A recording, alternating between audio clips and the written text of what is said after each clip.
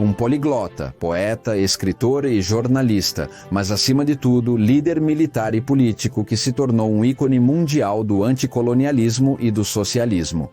E como todo ícone, por trás dele há uma história de carne e osso, de uma personalidade calculista, fria e astuta que liderou as lutas do Vietnã contra a ocupação japonesa, contra a ocupação francesa, contra a ocupação chinesa, contra a interferência americana e contra os próprios vietnamitas que discordavam de suas ações e de sua própria interpretação do marxismo-leninismo.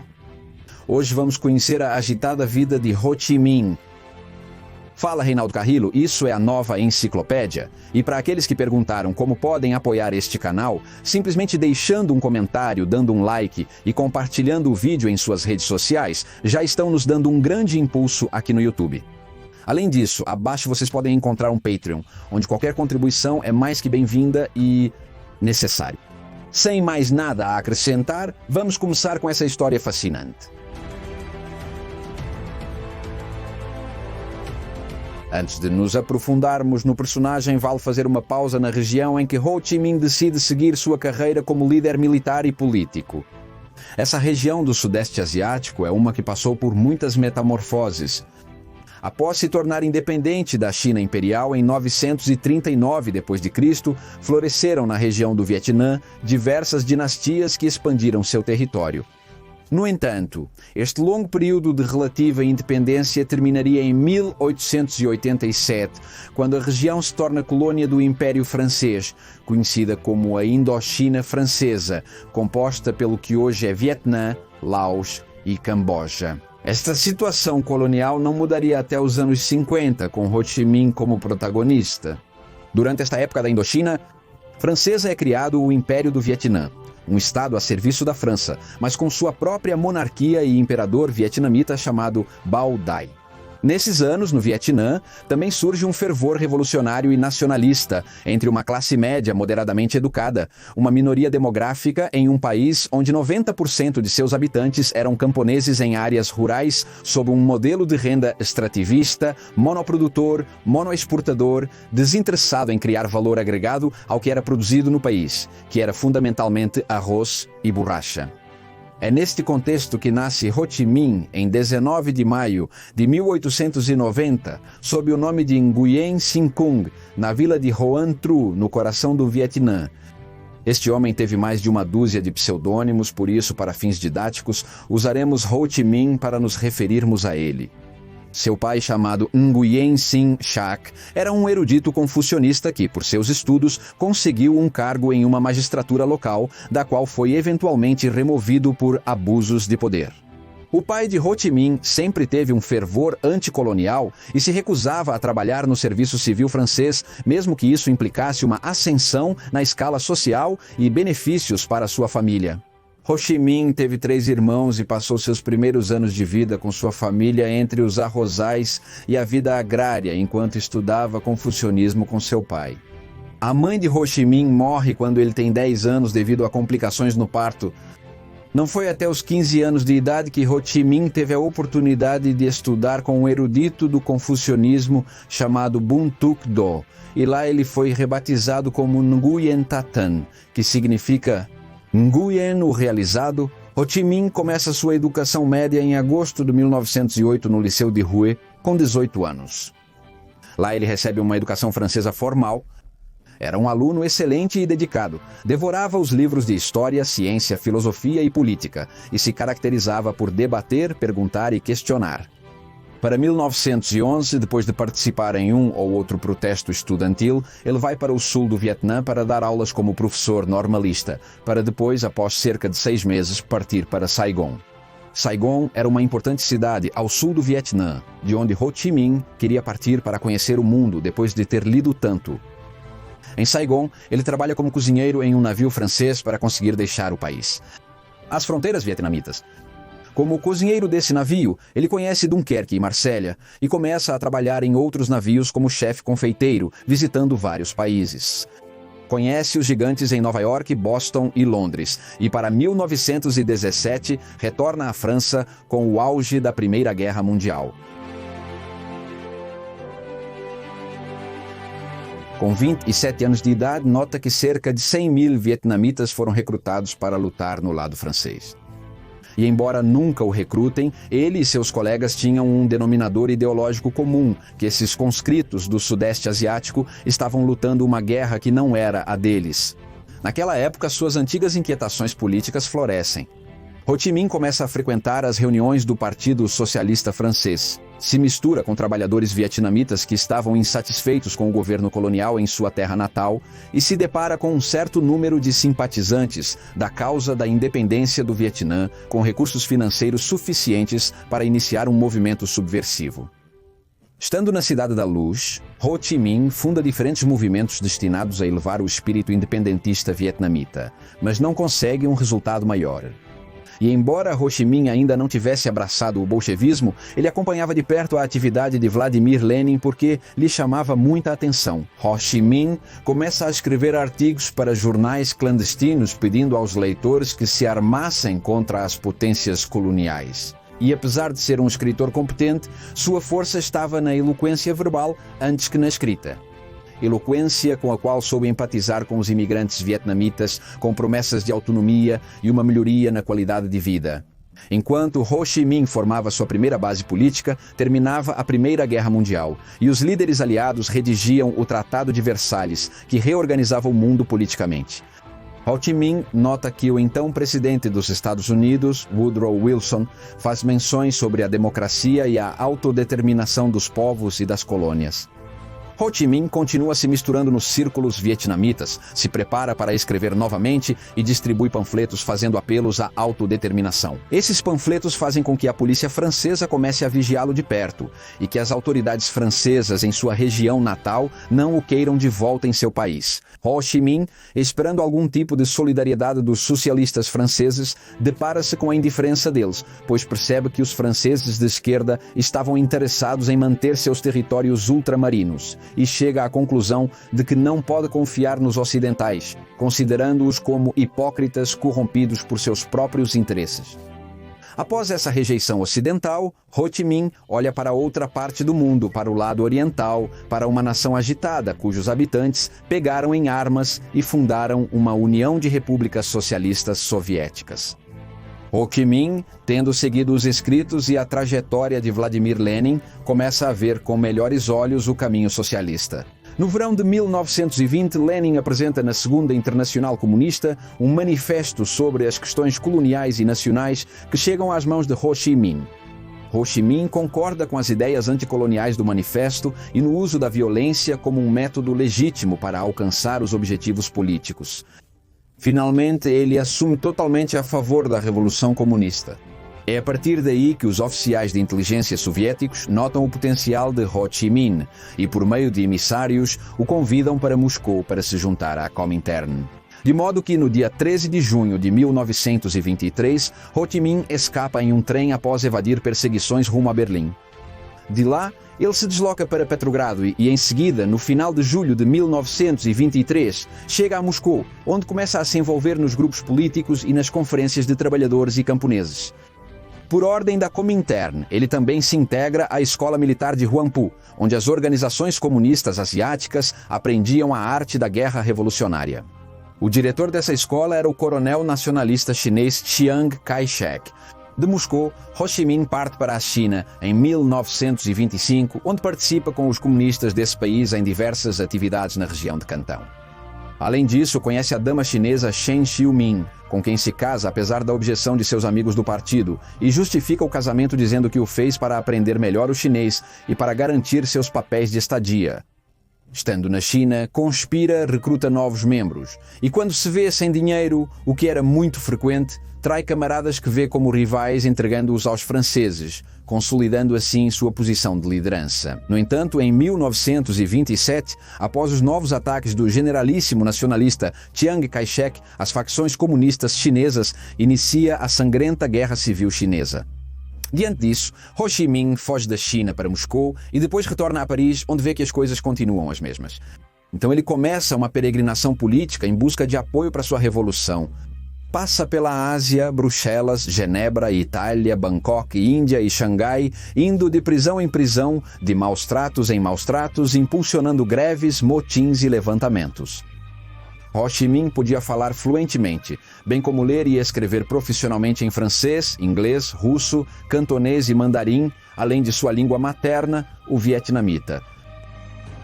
Para 1930, em Hong Kong, Ho Chi Minh foi um dos fundadores do Partido Comunista do Vietnã e continuaria do exílio pedindo a liberdade de seu país em panfletos que, embora aderissem à retórica comunista, eram considerados de linguagem simplista e vaga por seus camaradas.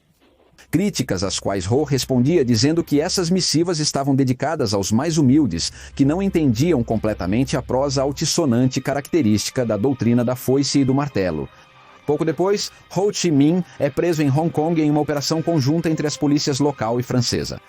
Eles o julgam e, por meio de manobras legais, evita ser deportado para a Indochina. E com um pseudônimo, retorna a Moscou para estudar durante as grandes purgas stalinistas, das quais escapa de ser acusado como traidor porque tinha amigos vinculados ao status quo.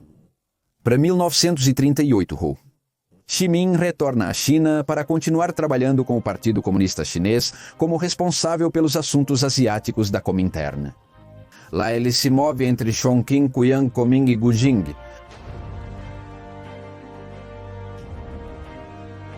Pouco depois de tudo isso, a Segunda Guerra Mundial estoura no mundo, quando em 1940 os alemães derrotam a França e instalam um governo francês servil aos seus interesses. Ho Chi Minh e seus tenentes veem a oportunidade perfeita para iniciar a tão esperada revolução no Vietnã que os liberte do poder colonial. Então eles se movem conseguindo dinheiro, armas e homens. Mas no Vietnã, a situação se torna mais complexa quando em 1940 e 1941 parte do Vietnã é ocupada por tropas japonesas no contexto da geopolítica da Guerra Mundial. No meio deste caos, Ho Chi Minh e seus comparsas conseguem pisar em seu solo natal depois de mais de 20 anos fora dele. Ele vem munido de planos e ambições. Lá, Ho Chi Minh funda o Viet Minh.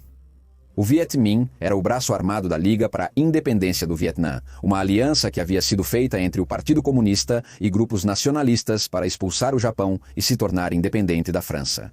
Ho Chi Minh também apresenta ao povo um programa político, econômico e social que lhe permite ganhar apoio e, em poucos anos, contar com centenas de milhares de recrutas em seus exércitos. É também neste momento que ele assume para a vida o pseudônimo de Ho Chi Minh.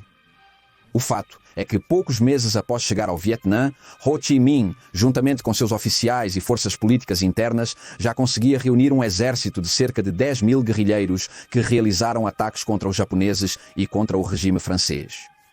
Naquele momento, o Viet Minh contava com a colaboração da China, Estados Unidos e outras forças aliadas em guerra contra o Japão e o governo colaboracionista francês. Já aprovado como líder político, agora Ho Chi Minh se estreava como o líder guerrilheiro capaz de fazer a guerra. No entanto, nas batalhas, Ho Chi Minh é capturado pelas forças de Chiang Kai-shek e é enviado para uma prisão na China, onde o ajudam a escapar da cadeia e é forçado a entrar na clandestinidade. Em março de 1944, um espião do Escritório de Serviços Especiais, que era o precursor da Agência Central de Inteligência, chamado Charles Feng, entrevista-se com um amigável cavalheiro barbudo e velho que hoje todos conhecem como Ho Chi Minh. Lá eles firmam um acordo com o oficial americano. Ho Chi Minh receberia armas, rádios, equipamentos, conselheiros e apoio logístico dos Estados Unidos. E em troca, Ho Chi Minh e suas legiões de guerrilheiros lutariam contra as forças do Japão Imperial, ajudariam a resgatar vários pilotos americanos e forneceriam informações de inteligência para a precursora da Agência Central de Inteligência. Como último pedido, Ho Chi Minh pede para se encontrar com um lendário comandante aéreo da China, de quem leva uma foto autografada. Com sua nova lembrança e agora melhor armado e com o acompanhamento de operadores americanos, Ho Chi Minh retorna ao Vietnã e se torna novamente o líder do Viet Minh para continuar os esforços de guerra. Em 1945, o Japão terminou de assumir o controle total do Vietnã, expulsando as autoridades coloniais francesas. Mas isso duraria muito pouco, pois meses depois o Japão se renderia na Guerra Mundial e o Viet Minh se encarregaria de terminar de expulsá-los do Vietnã. Ho Chi Minh escreve ao seu operador americano dizendo que a guerra já acabou, que lamenta que os amigos americanos partam tão cedo e que isso significa que as relações entre o Vietnã e os Estados Unidos serão mais difíceis num futuro próximo. Esta era uma primeira vitória de grande magnitude para Ho Chi Minh.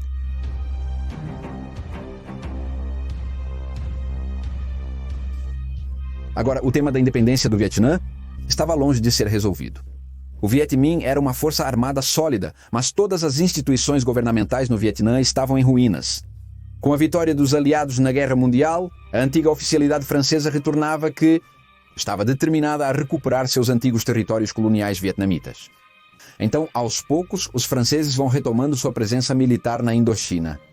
Ao mesmo tempo, após a rendição japonesa, o norte do Vietnã agora era ocupado pelas forças chinesas nacionalistas e o sul ocupado pelas forças aliadas ocidentais britânicas.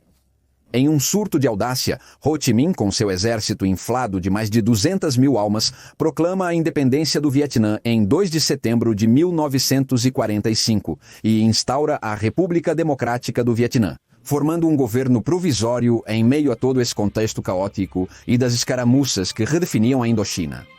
Mas nem todos os vietnamitas estavam com Ho Chi Minh e seu projeto comunista. Havia grupos a favor de manter a ordem monárquica e até mesmo parte da ordem colonial.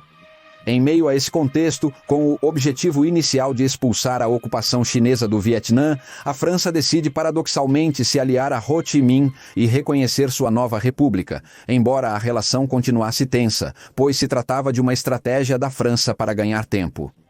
A França tenta alcançar uma negociação na qual os vietnamitas manteriam a soberania interna de seu país, mas os franceses manteriam o controle da defesa militar e das relações exteriores e que a Indochina continuaria sendo parte da União Francesa.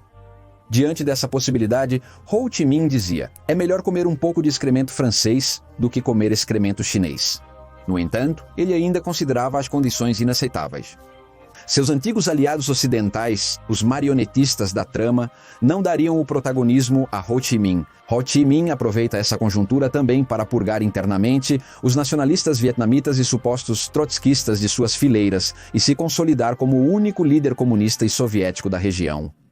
Diante das falhas nas negociações, as hostilidades entre os franceses e o Viet Minh de Ho Chi Minh vão aumentando.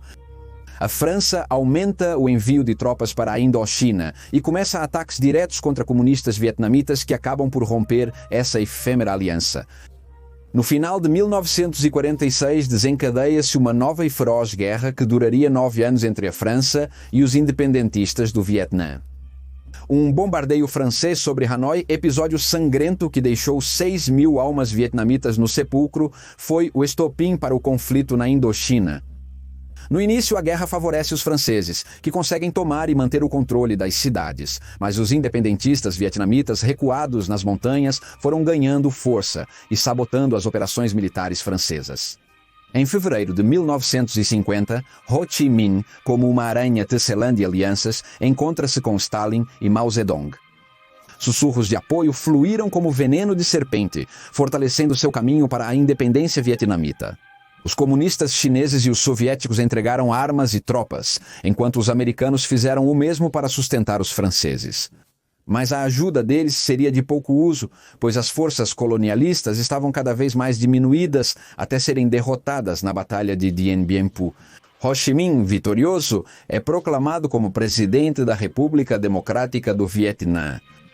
A França se senta à mesa de negociações com Ho Chi Minh, que conclui com os Acordos de Genebra. Esses acordos determinam a independência absoluta de Laos e Camboja e a divisão do Vietnã em 2 estados independentes. Por um lado, a República Democrática do Vietnã, com sede em Hanoi, com Ho Chi Minh como presidente, e, por outro lado, o chamado Estado do Vietnã, com capital em Saigon e com o antigo imperador Bao Dai e o primeiro-ministro Nguyen Dinh Diem como chefes de Estado. Também foi acordado que no ano seguinte, em 1956, seria realizado um referendo nos 2 Vietnãs para decidir por voto popular se permaneceriam separados definitivamente ou se reunificariam em um único país. Viesse o que viesse para o Vietnã, a independência parecia ser um fato consumado. Os acordos de Genebra foram seguidos por um período de 300 dias em que quase 1 milhão de vietnamitas, na maioria católicos, emigraram para o sul. Outro grupo de vietnamitas, sobretudo budistas e comunistas, fixou-se no norte. Em paralelo, Ho Chi Minh também tenta governar internamente e levar adiante reformas para a população. Entre 1953 e 1956, foram realizadas várias coletivizações e reformas agrárias no Vietnã do Norte, que, semelhantes à União Soviética, acabaram com a vida de mais de 10 mil vietnamitas, proprietários de terras ou dissidentes políticos.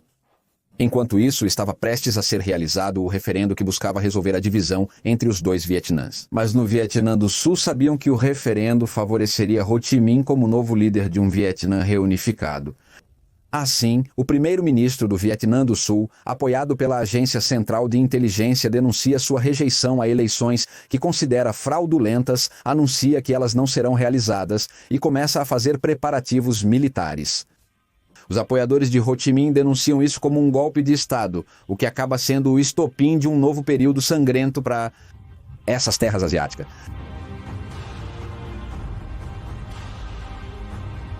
A chamada Guerra do Vietnã, ou Guerra da América, como os vietnamitas a chamam. O Vietnã do Norte, apoiado pela União Soviética e China, e o Vietnã do Sul, apoiado pelos Estados Unidos e outras nações ocidentais. Esta guerra durou cerca de 20 longos anos, com mais de 1 milhão de mortos, e nela Ho Chi Minh acaba se consagrando como um grande estrategista militar. Ao iniciar a guerra orquestrada por Ho Chi Minh, surge no Vietnã do Sul o chamado Frente Nacional de Libertação do Vietnã, também conhecido como Viet Cong pelos seus adversários, uma força de guerrilhas organizadas e apoiadas pelo Vietnã do Norte. O Viet Cong começa a executar no sul as manobras alinhadas por Ho Chi Minh e recuperam territórios importantes, enquanto no Vietnã do Norte os comunistas realizavam uma intensa purga ideológica e étnica. Durante a reforma agrária do Vietnã do Norte, Ho Chi Minh consegue criar uma rede de rotas e trilhas que serpenteiam no Laos e Camboja e que com astúcia logística permitiram o fluxo de homens e de armas de Vietnã do Norte para o Viet Cong no Vietnã do Sul. Mas com a saúde de Ho Chi Minh se desgastando como um tapete envelhecido, ele decide redigir seu testamento como um último desafio ao destino. Surge Le Duan, um herdeiro ungido nas sombras, tecido com os fios do poder do partido.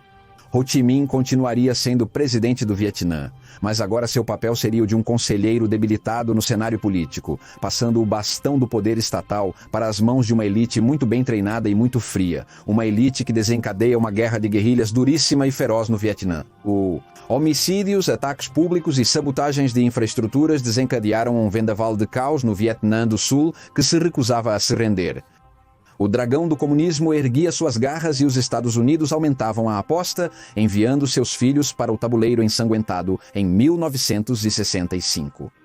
John Kennedy e mais tarde Lyndon Johnson conduziram jovens soldados americanos para um terreno que devorava esperanças estratégicas.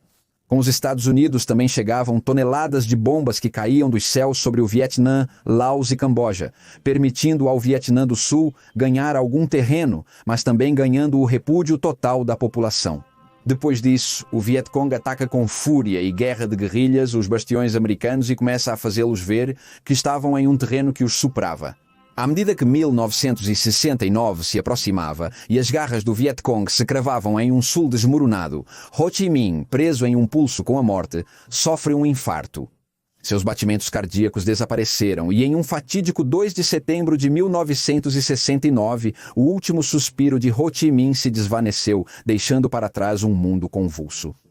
Ele não viveria para ver a humilhante retirada dos Estados Unidos do Vietnã em 1973, nem viveria para ver a vitória definitiva do Vietnã do Norte e dos comunistas em 1975, após invadir o Vietnã do Sul. Aos 79 anos, Ho Chi Minh deixa esta terra, mas sua figura transcende no tempo como bandeira para todo tipo de facções e interesses. A vitória que ele ansiava como um sonho impossível após décadas de guerra sob a bandeira comunista e anticolonialista, floresceu nas mãos de seus herdeiros. Em 30 de abril de 1975, o estandarte do Viet Cong foi hasteado em Saigon e marcou o amanhecer de uma transição tumultuada. Vietnã, dividido e torturado, costurou suas feridas e renasceu como uma república socialista. No entanto, novos tempos turbulentos viriam para o Vietnã, entrando em uma guerra contra o Camboja e se adaptando a um mundo em mudança que descartava as antigas doutrinas comunistas. Agradeço por assistirem. Sou Reinaldo Carrillo. E não se esqueçam de nos apoiar deixando seu comentário, dando like no vídeo, compartilhando com seus conhecidos e nos seguindo em nossa conta do Instagram, também chamada A Nova Enciclopédia. Até logo e Deus abençoe vocês.